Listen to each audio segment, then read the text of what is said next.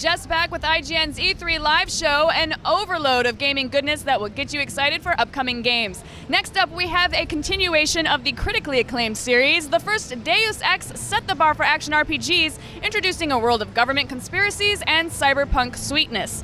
Let's now take a look at the next chapter in the series, Deus Ex: Human Revolution. Hey, what's up everyone? And we're here with Eidos Montreal to talk about the next Deus Ex game. And guys, I guess it's been a while since Deus Ex came out, the first game. Could you just sort of give an overview of the setting and like the timeline of this of Human Revolution? Basically, Deus Ex Human Revolution is set in 2027. Basically, it's roughly 20 years from now. And it's a time of conspiracies and chaos and everything. There's a lot of bio corporations trying to fight for powers and things like that. And basically, you play Adam Jensen that is set to protect one of those companies. And early on in the game, your company is attacked, and you need to go on a quest to discover who's behind it and everything. Yeah, I mean, so, you know, I think a lot of people sort of fondly remember the first game. Yeah. I guess, what are the key elements that you want to make sure make it into this game, which is actually like a Absolutely. Deus Ex Human Revolution is an action RPG.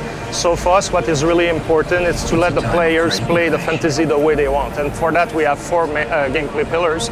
You can play stealth, combat, and you can hack and use social skills also to overcome your challenge. So basically, those things are really important, and it's all into the choice of consequence type of spirit.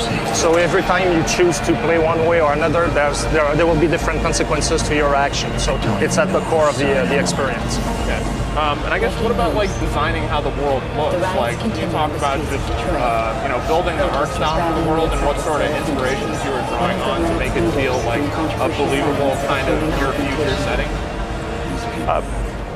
He doesn't have the microphone. Basically, when we started, we studied a lot of influences here and there. We look at movies, we look at books and everything. And the art director started to look into a lot of imagery, and we went into the Renaissance and everything. And we started to understand the analogy with transhumanist technologies and what the discovery were at the Renaissance time. And we thought like adding this flavor to our game world would give this kind of nice touch to the world. Okay. Yeah, I mean, I guess just getting like into more specific gameplay mechanics. Yeah. Like, can you just talk about like some of the ways, because it is like a role-playing game as much as it is like, I guess, an action experience. Right. So some of the ways that you can upgrade yourself and modify yourself as you move through the world, because that was a big part of the first game. Yeah, so. yeah. Basically, Adam Jensen, like I've said previously, at the beginning of the game, you're attacked and your character is injured, and through augmentation, his life is saved.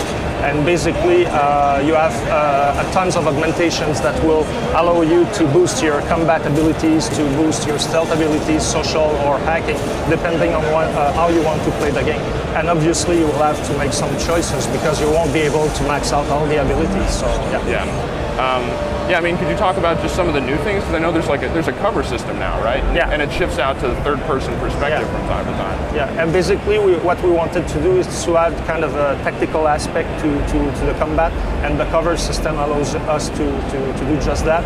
And also, since we have a strong main character, we wanted to make sure that players have the opportunity to see the character very often. Yeah. Okay. I mean, and like, could you talk about the conversation system a little bit? Like, just how does that work? How do you interact with characters, and how does that sort of affect like the long-term consequences of what happens? Our dialogue system, basically, we have several ways to interact with characters. Some are more like, I would say, more a typical conversation, but you have some characters that you'll meet through the game that you try to convince them to help you in some way or another to do some stuff.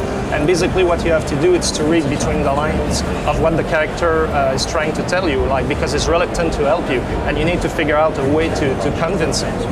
And basically, if you do, then it helps you in your quest. But also, those people, like, by helping you, there might be some sort of consequence for them too, and they might come back later on in the game in some way or another. Okay, well that sounds really cool. I guess what platforms will this be coming to, and is there a release date for it? It's going to be on PC, 360, and PS3, and it's coming out early next year. Okay, well sounds great. And back to you, Jess. Thank you.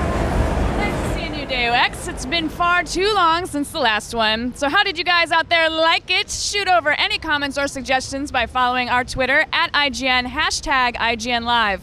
Up next, the bad boys are back in town, so hide the weaponry because Kane and Lynch want to have a word with you. Also, stay tuned because info on our first giveaway of the day is coming up soon.